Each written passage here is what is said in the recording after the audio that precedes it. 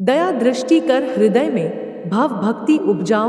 33वां अध्याय लिखो, कृपा दृष्टि बरसाओ। नमस्कार दोस्तों, कार्तिक मास महात्म्य कथा का 33वां अध्याय शुरू करते हैं।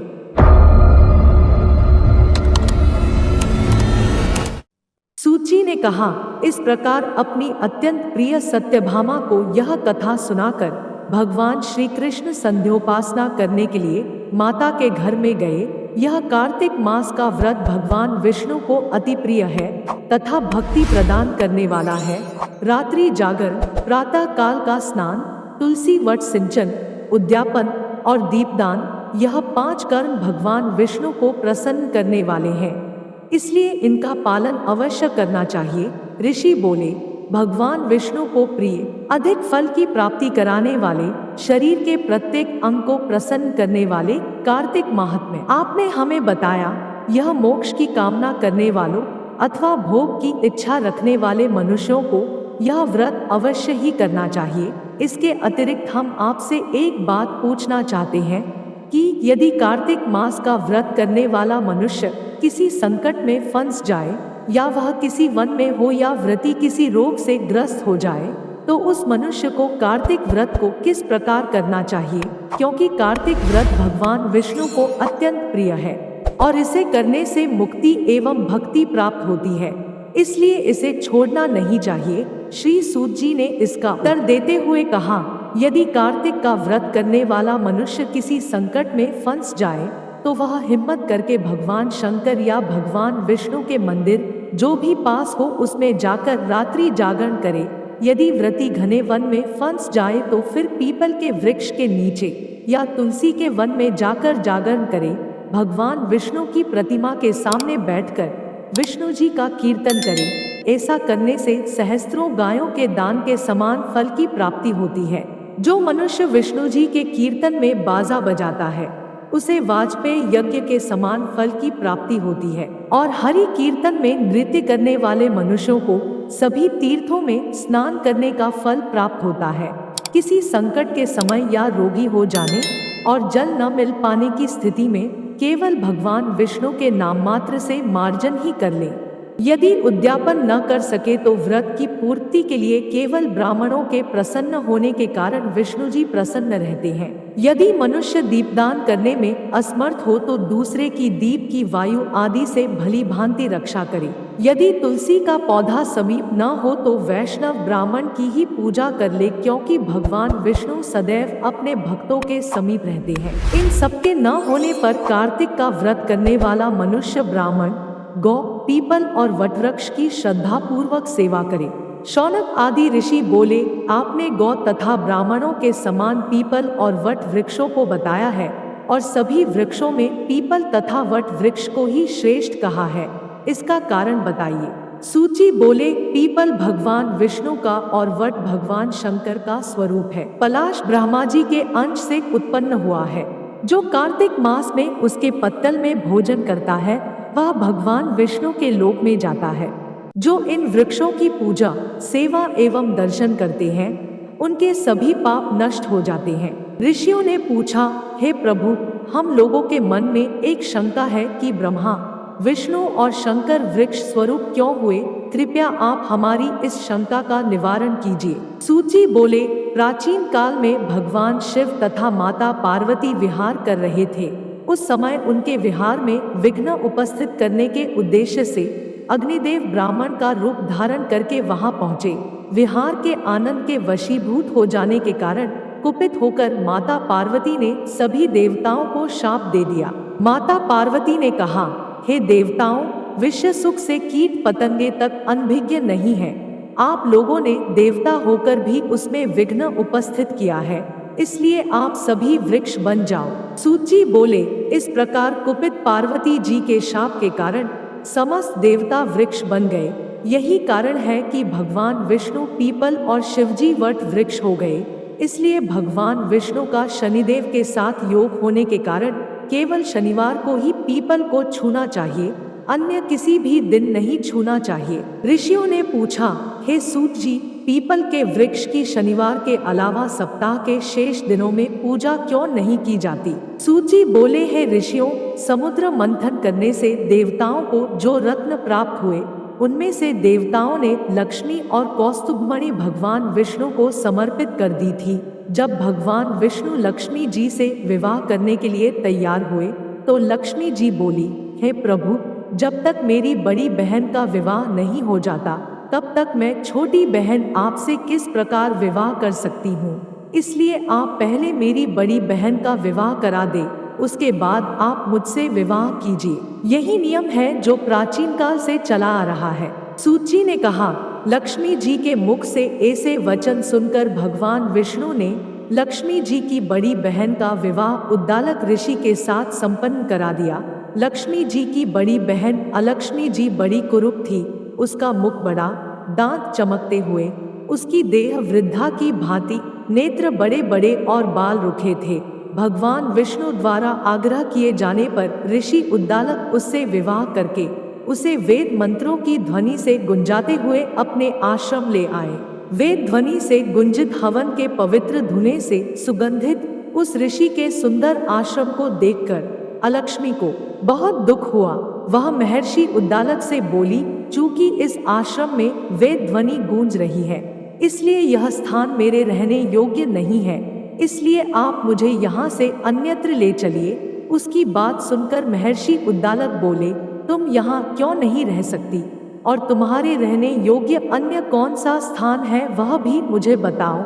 अलक्ष्मी बोली, जिस स्थान पर वेद की ध्वनि होती हो, अतिथियों का आदर सत्कार किया जाता हो, यज्ञ आदि होते हो, ऐसे स्थान पर मैं नहीं रह सकती।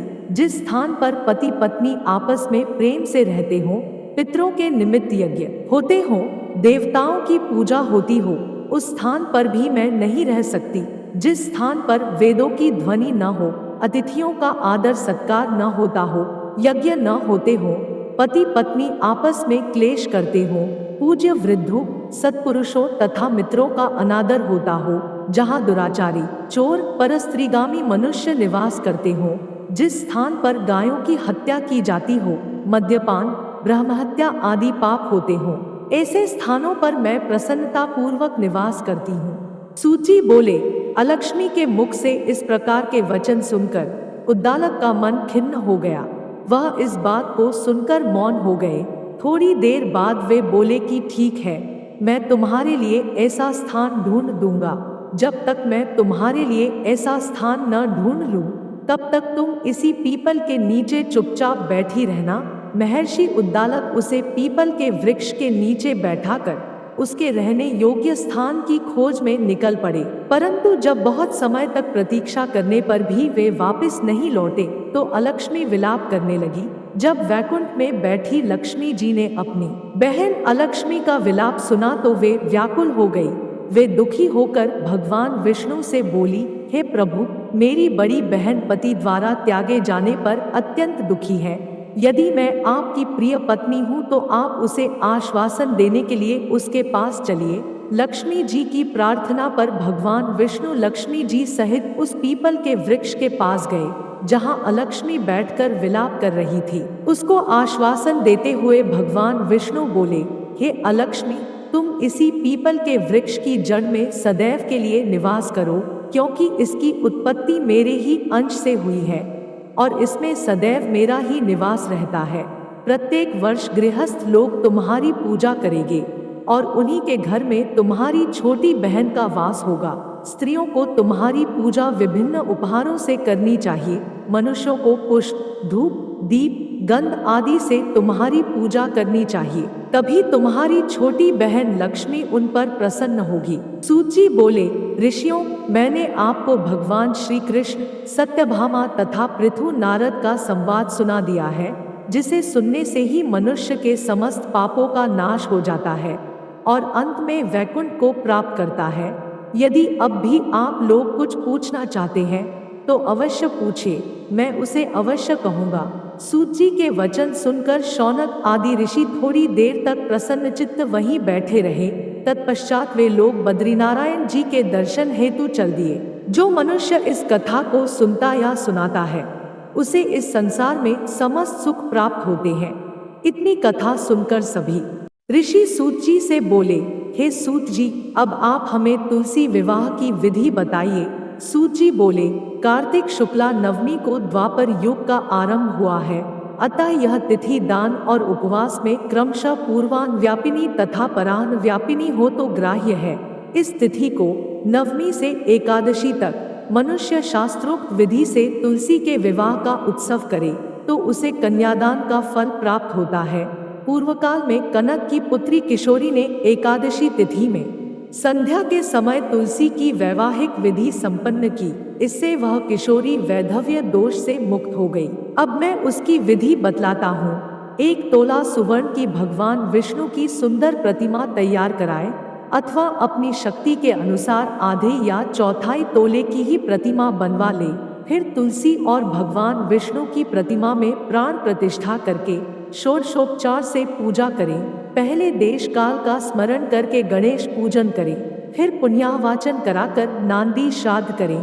तत्पश्चात वेद मंत्रों के उच्चारण और बाजे आदि की ध्वनि के साथ भगवान विष्णु की प्रतिमा को तुलसी जी के निकट लाकर रखें।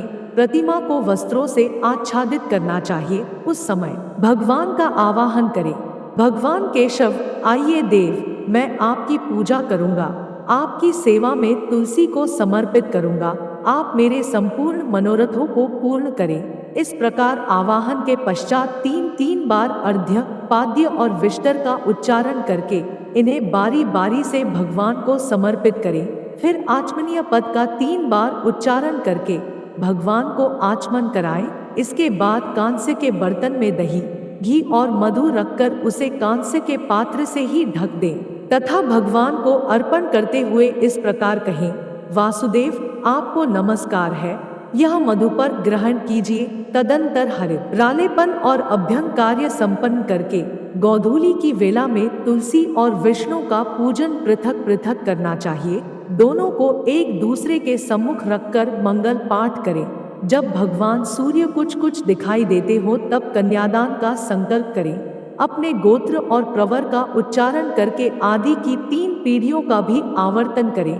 तत्पश्चात भगवान से इस प्रकार कहें, आदि मध्य और अंत से रहित त्रिभुवन प्रतिपालक परमेश्वर, इस तुलसी दल को आप विवाह की विधि से ग्रहण करें। यह पार्वती के बीच से प्रकट हुई है, वृंदा की भस्म में स्थित रही है तथा आदि मध्य और अंत से शून्य है। आपको तुलसी बहुत ही प्रिय है, अतः इसे मैं आपकी सेवा में अर्पित करता हूँ। मैंने जल के घड़ों से सींचकर और अन्य प्रकार की सेवाएं करके अपनी पुत्री की भांति इसे पाला, पोसा और बढ़ाया है। आपकी प्रिया तुलसी मैं आपको दे रहा हूँ, प्रभु आप इसे ग्रहण करें। इस प्रकार तुलसी का दान करके फिर उन दोनों अर्थात तुलसी और भगवान विष्णु की पूजा करें, विवाह का उत्सव मनाएं। सुबह होने पर पुनः तुलसी और विष्णु जी का पूजन करें। अग्नि की स्थापना करके उसमें द्वादशाक्षर मंत्र से खीर, घी, मधु और तिल मिश्रित हवनीय द्रव्य की 108 आहुति दें। फिर स्विष्टकृत होमक करके पूर्णाहुति दें। आचार्य की पूजा करके होम की शेष विधि पूरी करें। उसके बाद भगवान से इस प्रकार प्रार्थना करें, हे प्रभु आपकी प्रसन्नता के लिए मैंने यह व्रत किया है। जनार्दन इसमें जो न्यूनता हो वह आपके प्रसाद से पूर्णता को प्राप्त हो जाए। यदि द्वादशी में रेवती का चौथा चरण बीत रहा हो तो उस समय पारण न करें। जो उस समय भी पारण करता है वह अपने व्रत को निष्फल कर देता है। भोजन के पश्चात तुलसी के स्वतः गलकर गिरे हुए पत्तों को खाकर मनुष्य सब पापों से मुक्त हो जाता है। भोजन के अंत में ऊख, आंवला और बेर का फल खा लेने से उच्छिष्ट दोष मिट जाता है। तदंतर भगवान का विसर्जन करते हुए कहें, भगवान आप तुलसी के साथ वैकुंठ धाम में पधारें। प्रभु मेरे द्वारा की हुई पूजा ग्रहण करके आप सदैव संतुष्टि करें। इस प्रकार देवेश्वर विष्णु का विसर्जन करके मूर्ति आदि सब सामग्री आचार्य को अर्पण करें। इससे मनुष्य कृतार्थ हो जाता है। यह विधि सुनाकर सूची ने ऋषियों से कहा, हे ऋषियों, इस प्रकार जो मनुष्य श्रद्धापूर्वक सत्य, शांति और संतोष को धारण करता है, भगवान विष्णु को तुलसी दल समर्पित करता है, उसके सभी पापों का नाश हो जाता है। और वह संसार के सुखों को भोगकर अंत में विष्णुलोक को प्राप्त करता है। हे ऋषिवरों, यह कार्तिक महात्म्य सब रोगों और संपूर्ण पापों का नाश करने वाला है। जो मनुष्य इस महात्म्य को भक्तिपूर्वक पढ़ता है और जो सुनकर धारण करता है, वह सब पापों से मुक्त हो भगवान विष्णु के लोक में जाता है।